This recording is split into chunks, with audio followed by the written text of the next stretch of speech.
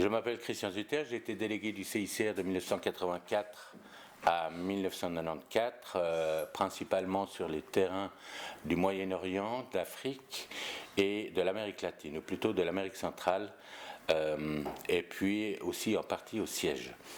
Quand j'ai quitté le CICR en 1994, avec l'expérience acquise durant 10 ans, j'avais une certaine confiance de pouvoir me réintégrer sans difficulté dans la vie professionnelle en Suisse. Mais je n'avais aucune idée de comment m'y prendre et comment transformer mes compétences CICR en compétences exploitables sur le marché du travail.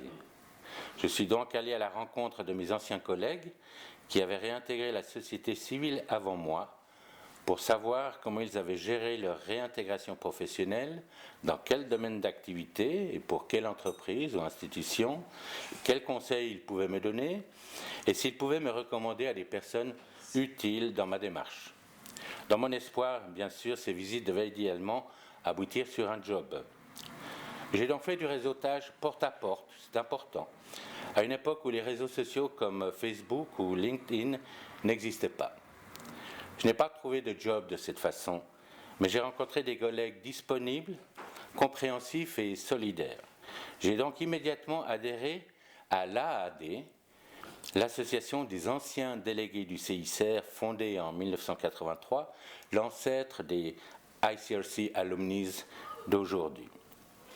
À l'époque, il n'existait pas encore de section internationale ni de chapters, mais seulement 3 sections en Suisse, avec chacune un président qui est le président national à tour de rôle. Je suis rentré très rapidement au comité de l'association, que j'ai ensuite présidé pendant plusieurs années, en alternance entre 1997 et 2005. À mon arrivée au comité, j'ai constaté qu'il nous manquait une base de données des membres, à l'exception du fichier des cotisations. J'ai donc cherché à créer un outil qui devait permettre aux membres, environ 600 il y a 25 ans, de pouvoir rester en contact, à une époque où Internet, la messagerie électronique et les réseaux sociaux en étaient à leur balbutiement.